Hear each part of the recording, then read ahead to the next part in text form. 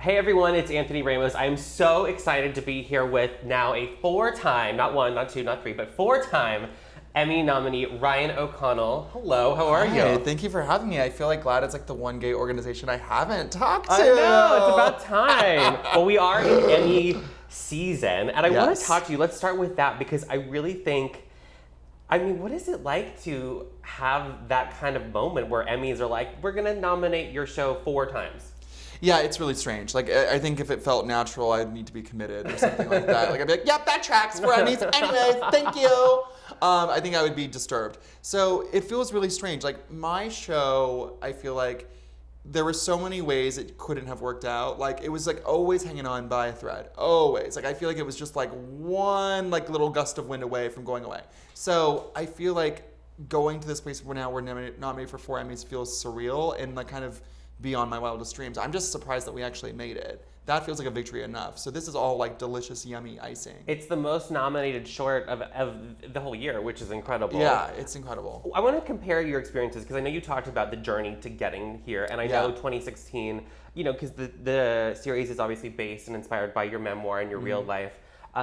What was it like? How do you compare the experiences of getting like the green light? Okay, this series is going to happen, versus like, oh my goodness, it happened and now it's an Emmy nominated series. I mean, it's definitely better in this. It's like, hello from the other side. Yes. Like Yes. Adele, Emmy moment of whatever. Yes. No, it definitely feels great, but I just feel like I'm always waiting for the other shoe to drop. I think I'm just like it's so hard to get things made in Hollywood, especially gay, disabled things. And so, but I think for like, I'm also really bad at like, being able to like really smell the roses. I'm always like anxious and neurotic and psychotic. But I feel like when the Emmy nominations came out, I felt like for a second I could finally breathe. Yeah. And kind of just be like, oh wow, like we did that. Like we pulled it off. Like despite all odds, we actually did it. And it's not only for the series, but yourself for an actor. Yeah. 2 of your co-stars. Yes. I mean, I feel like even though like Ryan, you are not Ryan, but kind of like Ryan, you know, very similar. Like that's like your extended family. How excited were you for them to kind of get the recognition too? I was so excited because I feel like they just like knocked it out of the park. I feel like everyone just like delivered, and it was like banger after banger. So to have Jessica Hecht and Poonam Patel be recognized along with me, it feels like a true family affair, and it's exciting. It's so weird. I mean, you guys, if you have not seen it, you have to absolutely binge it all right now. It's 8 episodes.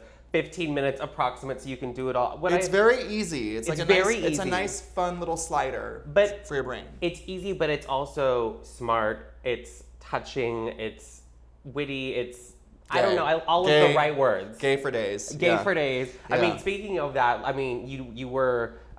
You starred in this, you produced it, and you also wrote it. So you did write in, I think I counted, maybe I missed 1 or 2, but you have, I think, kissed at least 3 guys in the first 8 episodes. Oh my God, who are they? Oh yes, 3. So we have Keaton, the pool guy. And then we have Shay. Brian Jordan Alvarez. Yes, and then Carrie, Augie, yeah. No. I know, it's so weird because I kissed Jason Michael Snow, who plays Keaton, the first day of shooting. The first day of shooting, they had me get hit by a car, take off my clothes in front of Poonam, and make out with Jason. I was like, wow, you're just really just plunging me in the deep end. Okay, like, wow. All right. So with Jason, I remember like being so nervous because I'd never had a kiss scene with anyone. But the pressure was sort of taken off because it was a bad kiss. So I was like, okay. I was like, okay. You had to act like you were a bad kisser. I was like, oh no, like however am I gonna just like pretend now to be a bad kisser with Jason? Oh my God. But then, you know, guy number 2, which actually, you know, as interesting as that scene was, it was also, I think, an amazing scene, and I think you got incredible feedback for a lot of reasons. Yeah, it was incredible. You know, for anyone out there, we're not gonna reveal too much, but Shay is a sex worker. Sex worker, thank you. Sex worker, politically correct, 2018 queen.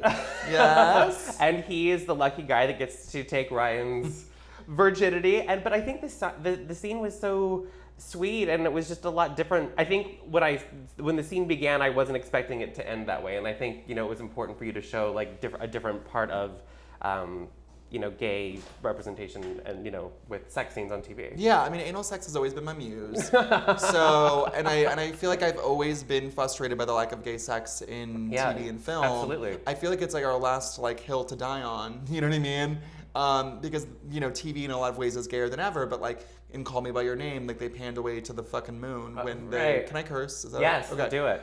They panned away to the fucking moon when they, have sex finally, and I felt like that was such a slap in the face. Totally. And I think that as gay men, we're conditioned to just accept scraps, and we're just happy to be there and happy to get anything at all. And I don't operate that way, and I'm always thinking, no, we need to be bigger, bolder, and gayer. Yes. And so, yeah, I definitely have a gay agenda. And we're so happy you do. Yeah, no, absolutely. And I think that we still have a long ways to go. I think we really do. I think that shows, I feel like definitely, you can't have a TV show without a gay person being in it now. I feel like that's just par for the course. But it's so rare that the gay character is the main character. And it really is about their messy, rich interior life. They're not there to add texture to the straight person's journey. They are the journey. They are the texture. And they're so much more than that. What was it, speaking of that whole, theme, what... For you to go back and not, obviously it's not exactly your life, right. Very inspired by, your memoir and, your own experiences.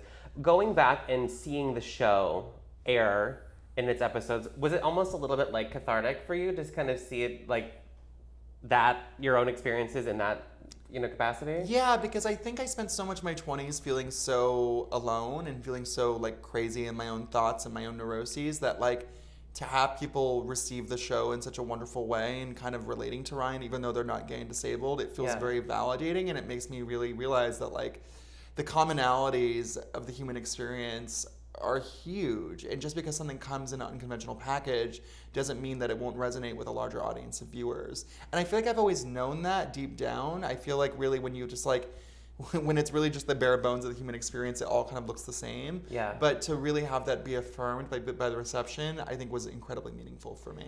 No, that's what I wanted to bring up, because I think that, even though it is about a story about a gay man with a disability, so much that I was watching it and I was I feel like, so many people can get something out of it and relate to maybe not feeling good enough or not liking their body or feeling, too scared to say Especially something. if you're gay. Yes, I mean, exactly. I'm sorry, it's true.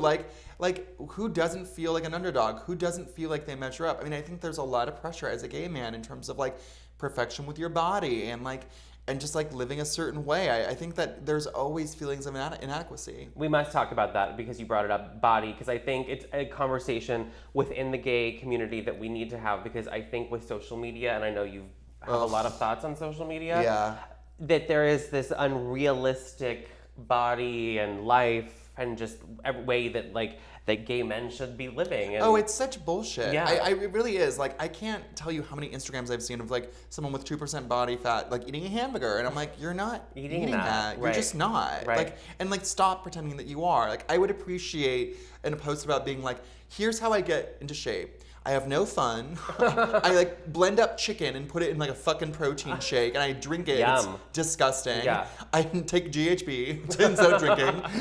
Literally the things they do in order to maintain that perfect body, it takes a lot of work and a lot of sacrifice. And but there's this sort of thing on social media where you're I'm just like you. I'm just insanely hot and have I'm just very lucky, me jeans. And it's no, honey. No. You work really hard, and also you're in your own prison with your own body. That's what I kind of realized, I think, with people that would fall into that insta-gay category, is that they're in their own hell too, and that they're striving for this perfection that I feel will always be unattainable. I mean, I know I'm speaking in sweeping generalizations, but I think that it's hard for everybody, no matter what package you come in. And I don't know, I actually have empathy for that. You know what I mean? Absolutely. What has your family's response been to kind of seeing an extended view of your life on TV, I guess? Oh my God, they're addicted. I feel like basically all parents want is their child to do well. Really. At least mine do. And I think that this is definitely strange for them to see this. And I think they definitely didn't probably love seeing me get fucked on camera. That would be a tricky one for mom to see. But Yeah, totally. It happens. It's real. I know. It's hello, mom. Pay attention. Don't erase my identity. Warts and all. But yeah, no, so I think that it definitely is strange. I don't think they quite understand like the path that I've taken, but I think that they're so on board and they're so supportive. And I think it's a trip for them. I think it is. I think it's like a delight. I bet. A delight. That's a good word. I like that. A delight. Yes. Obviously you have been working in the biz a long time, Yeah. Through a blog. I'm and hardened. I'm like, honey, get me some whiskey. Exactly. I'll tell you about the biz. Come around the campfire. Yeah. At 30, right? Yeah, there, totally. whatever. I know. It's like, but that's what this business does, though. It like does. the first year, you're like, do, and the second, you're just like chain smoking and like drinking a martini and like growling. That's a whole other story, but I want to have that conversation at some point. But I think for this, you did obviously produce it and write it, but you also were in front of the camera, and I think that wasn't the plan originally. No, it wasn't. I was never intended to star in it. In fact, when we went out to networks in 2015 and pitched, like we were never like, they're like, who would play Ryan? We're like, I don't know. And it wasn't like I was ever sitting in that room being like, it's me, it's me. And like, I wish I could just say it's me. Like I truly had buried this desire to perform and to act so deep that I wasn't even aware of it. It really, like, so basically what happened was I just ended up being in it out of convenience and like because I was cheap. and I was negotiated a rate with yourself. Yeah, totally. Yeah. Like, well, we know we can get them. You know what I mean? So I took a lot of acting classes, and this character actually is quite different from me. Like really, I was never that awkward. Like I felt all the emotions that Ryan felt in terms of feeling like less than and awkward and uncomfortable, but I always projected a very confidence like moment. Like I was never like dorky or whatever. I just never was. So being this character actually required some literal acting, if you can imagine. And it was interesting inhabiting this space and being someone who was like me, but also so wildly different. How did you navigate that? Because I know a lot of people in the biz who are writers or producers, they love it behind the camera. They don't love it so much when they're, in front of it. But you are definitely doing. By the way, we're so happy that you did end up playing Ryan, because I think, just for representation. I mean, and no one knows the story better than you anyway. And look where we are now. Looking back at it, I can't imagine that we ever thought it would be different. And and now I realize that like I have always wanted to act, and I just never gave myself that permission, because I really do think like as a marginalized person, like this was your very first acting. Yeah, amazing. I didn't even know if I realized that. I was like, oh yeah, she'd never done anything before. No, but I mean, I think that I already felt kind of greedy, saying, I want to show about my life, and I want to write the episodes, and I want to EP it too, and all that stuff. And I think acting, I just felt like I was already taking up so much space as a marginalized person. I was already like denying what society wanted from me, which was nothing, that I felt like saying that I wanted to star in it would be too much, And again, like it's not anything that I was conscious of until kind of now. I also want to talk about, I'm going to kind of go back to social media, because I would imagine, because this is really putting so much inclusion and diversity on TV, from someone with a disability to someone who's gay. What has been some of the response that you've gotten from fans, or maybe other young people that have cerebral palsy or might be struggling with their sexuality or their own issues? Like, have you gotten any like really amazing? I bet you have. Yeah, I mean, it's so many of them. It's almost overwhelming, because I kind of went through life thinking that there was, like, I never met anyone like me. You know what I mean? So I always assumed that I just was, like, truly, like, alone on my own weird gay disabled island.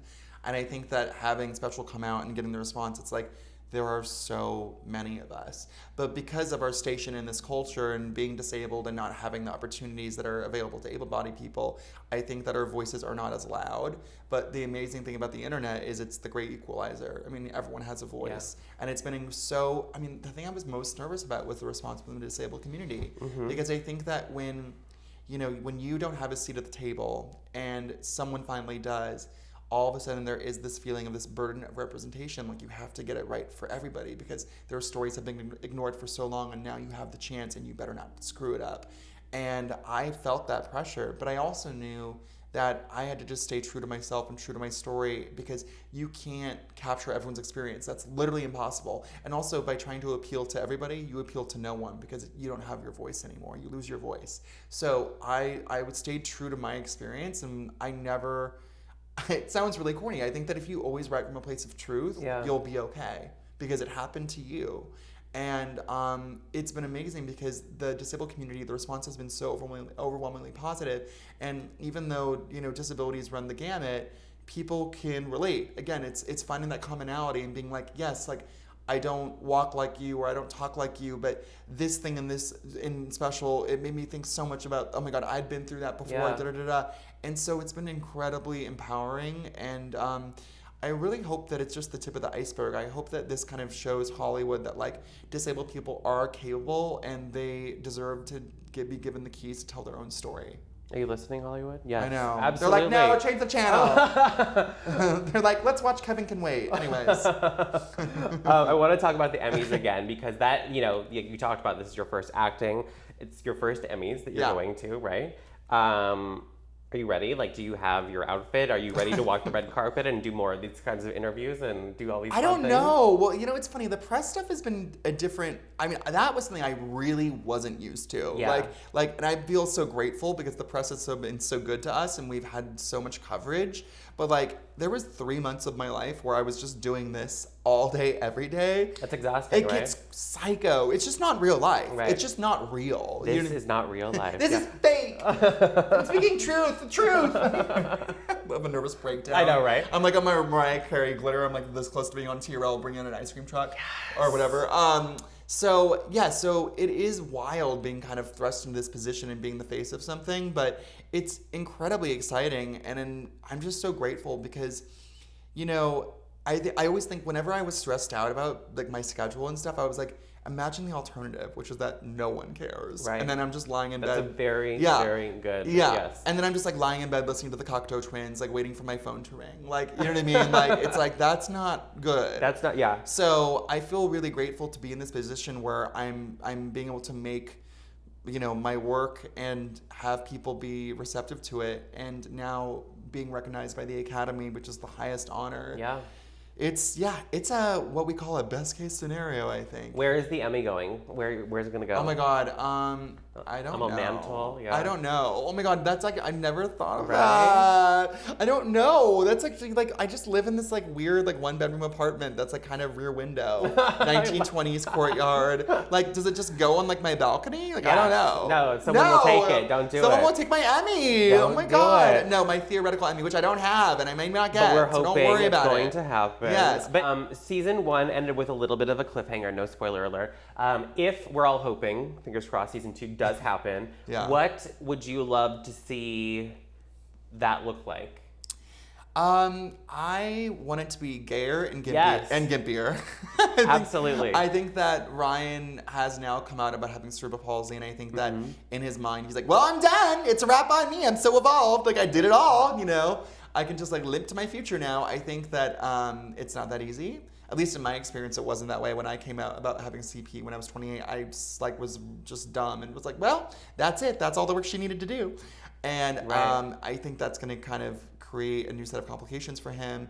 I also want to showcase more gay sex because it's important and normalizing it. So yeah, just like gayer and gimpier. I love it. Ryan, well, thank you so much. Well, good luck at the Emmys. We will be rooting for you next month. And Thank you. fingers crossed for special season 2. And everyone out there, make sure you check it out. It's 8 episodes. It's on Netflix. It's amazing. Watch it all. Binge it. You'll love it. I promise. All right. Thanks so much. Thank you. Thanks for having me.